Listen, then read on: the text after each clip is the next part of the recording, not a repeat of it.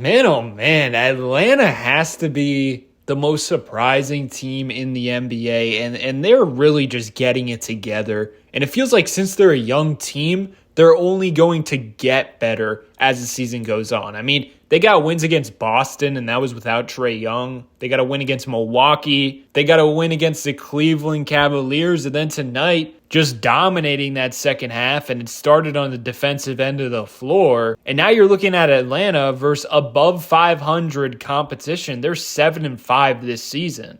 Versus below 500 teams, they're 7-7. So if they could just beat the teams they're supposed to beat, you're looking at one of the best teams in the Eastern Conference. And this team defends. They got great perimeter defenders. Dyson Daniels, Jalen Johnson, Zachary Ricochet, DeAndre Hunter. I mean, that wing combination, you're getting tons of two-way production. And Dyson Daniels tonight, he had Jalen Brunson looking like J.J. Barea. And not prime J.J. Barea. J.J. Barea when he was an old man.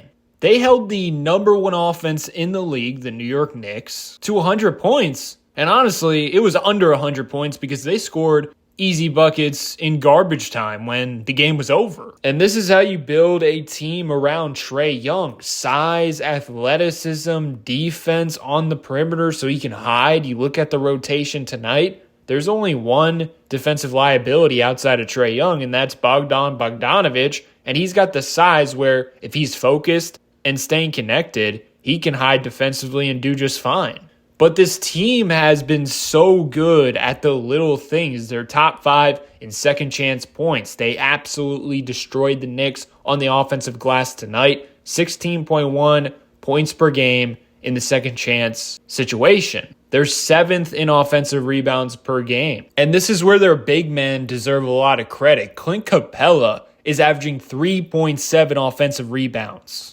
That's good for number 6 in the league. And then when he goes to the bench, you got Big O coming off the bench, averaging 2.5 offensive rebounds. And then they have 1, 2, 3, 4 players averaging above 1 offensive rebound per game. Larry Nance Jr., Zachary Ricochet, Dyson Daniels, and Jalen Johnson. Not only that, but they create turnovers because you got Dyson Daniels, Jalen Johnson, and when you get this team in transition, it's basically a guaranteed score. Jalen Johnson feels like Giannis in transition when he has an advantage. And how about the production from 22-year-old Jalen Johnson? I mean, this dude's a future star. It's that plain and simple. I made an in-depth video on him and Dyson Daniels earlier in the week, so check that out after this video. But 19.8 points per game, 9.9 rebounds, 5.5 assists, 1.3 steals, 1.1 blocks per game.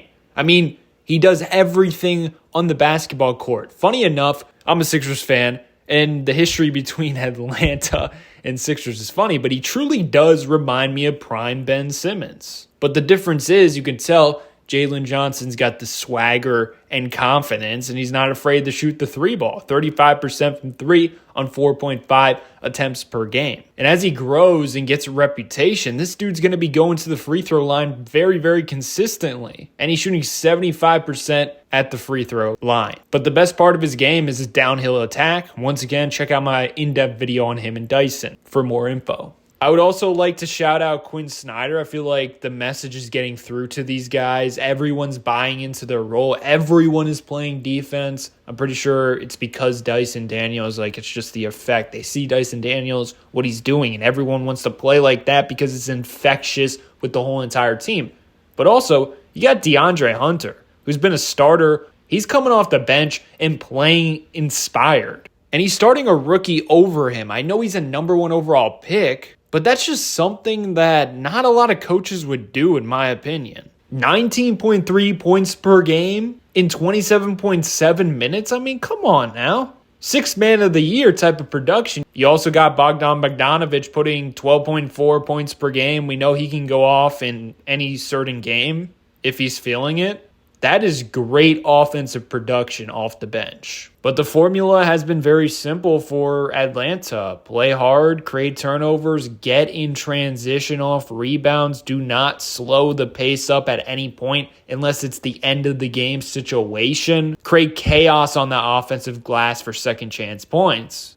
And then in the half-court setting, rely on Trae Young to be Trae Young. He's averaging 12.2 assists per game. We know he can get a bucket at any point in time. This man is an offensive system in the half-court by himself. Give him a screen, and then you got athletic cutters and three-point shooters everywhere. He's going to create great shot quality. 21.8 potential assists per game. He leads the entire NBA in both of those assist categories, even above Nikola Jokic. Trae Young is criminally underrated. And I feel like now that he knows this team can compete and be a playoff team, he's going to be more motivated to show out because he's been getting disrespected for way too long.